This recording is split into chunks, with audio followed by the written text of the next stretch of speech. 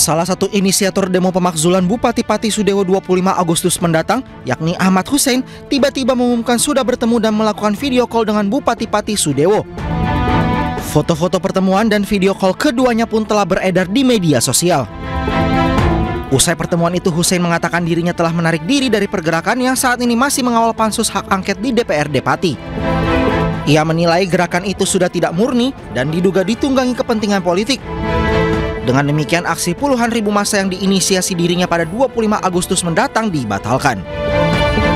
Kendati demikian, Koordinator Aliansi Masyarakat Pati Bersatu Supriyono atau Botok menegaskan perjuangan untuk melengsarkan Bupati Sudewo tetap berlanjut melalui pansus hak angket DPRD. Terkait pengunduran Mas Hussein dari Aliansi Masyarakat Pati Bersatu, itu keberkahan bagi kita, Om, ya. Karena selama ini statement dari Mas Hussein itu menebar konflik di dalam internal Aliansi Masyarakat Pati Bersatu. Terkait pernyataan Mas Hussein bahwa Aliansi Masyarakat Pati Bersatu ditunggangi politik, itu tidak benar. Aliansi Masyarakat Pati Bersatu tetap berkomitmen untuk mengawal aspirasi Aliansi Masyarakat Pati Bersatu untuk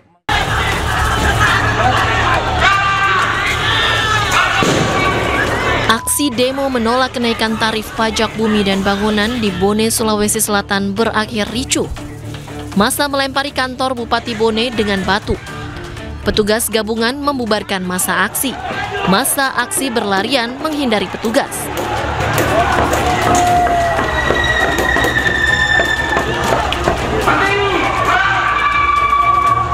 Unjuk rasa tolak kenaikan PBB di Bone sudah memanas sejak siang. Pendemo marah terkait kenaikan pajak bumi dan bangunan, perdesaan dan perkotaan yang mencapai 300%.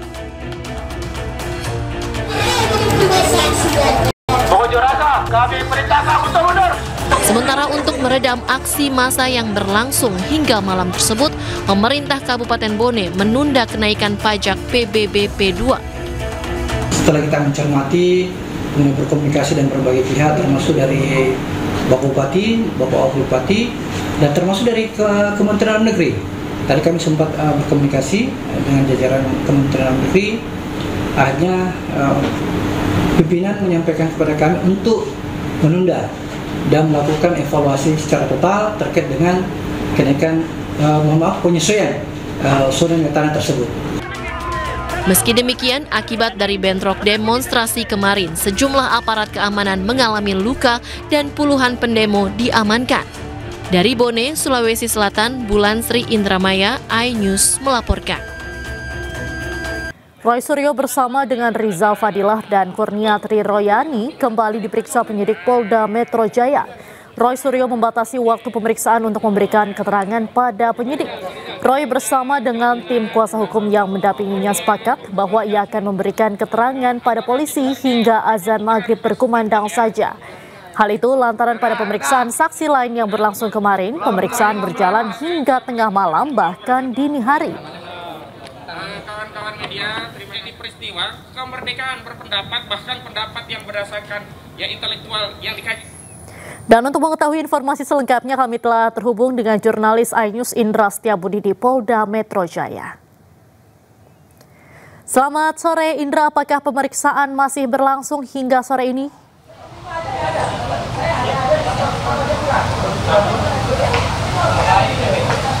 Baik, selamat sore Diandra dan juga pemirsa. Dapat kami informasikan benar sekali bahwa 3 saksi terlapor ini menghadiri panggilan dari Polda Metro Jaya untuk proses penyidikan lebih lanjut terkait kasus dugaan ijazah palsu Joko Widodo, yang mana kurang dari 5 menit tadi Diandra dan juga pemirsa, Roy Suryo ini sudah keluar begitu, yang mana kurang lebih Roy Suryo 6 jam menjalani proses penyidikan oleh Polda Metro Jaya, yang mana setidaknya Roy Suryo dihujani dengan 118 pertanyaan terkait dugaan keterlibatan dalam kasus ijazah palsu Joko Widodo.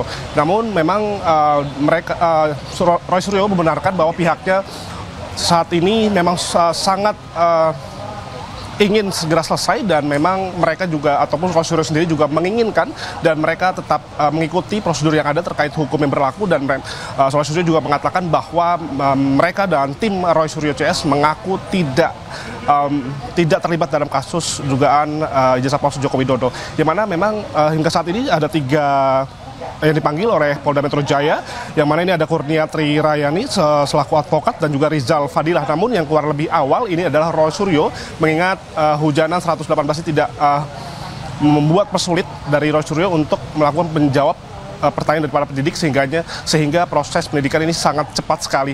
Dan memang kedua yang lainnya, ini ada Kurnia dan Rizal, ini masih berada di dalam Polda Metro Jaya untuk masih menjalani pendidikan lebih lanjut.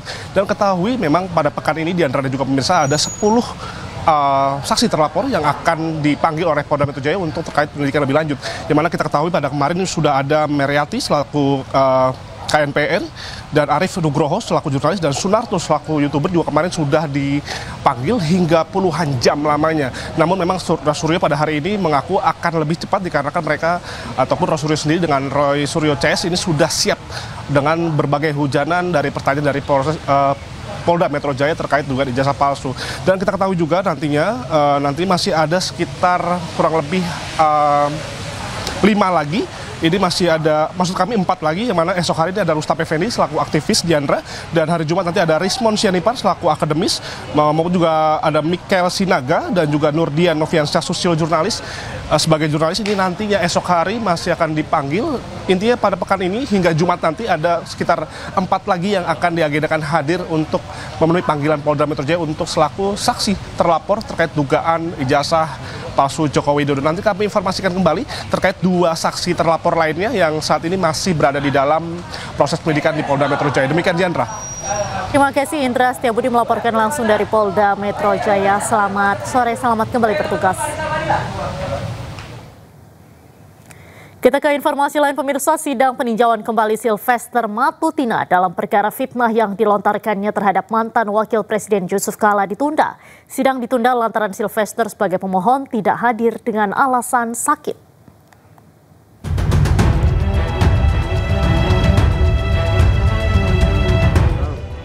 Sidang peninjauan kembali kasus fitnah terhadap Wakil Presiden ke-10 dan ke-12 Yusuf Kala dengan terdakwa Sylvester Matutina sedianya digelar di Pengadilan Negeri Jakarta Selatan hari ini, namun ditunda. Sylvester beralasan sakit sehingga tidak dapat menghadiri sidang. Menurut majelis hakim yang diketuai oleh Iketut Darpawan, pihaknya telah menerima surat keterangan dari Rumah Sakit Puri Cinere terkait kondisi Sylvester. Dalam surat disebutkan, Sylvester harus beristirahat selama 5 hari. Sidang pun dijadwalkan kembali pada Rabu 27 Agustus pekan depan. Pengaju atau pemohon PK harus hadir di persidangan. Adalah berbeda kalau yang bersangkutan sudah berada di lembaga pemasyarakatan sehingga bisa dilakukan oleh kuasa hukumnya. Jadi kalau dalam hal ini pemohon harus hadir sendiri di persidangan. Ketua Umum Solidaritas Merah Putih Sylvester Matutina mendaftarkan permohonan peninjauan kembali ke Pengadilan Negeri Jakarta Selatan pada Selasa 5 Agustus lalu.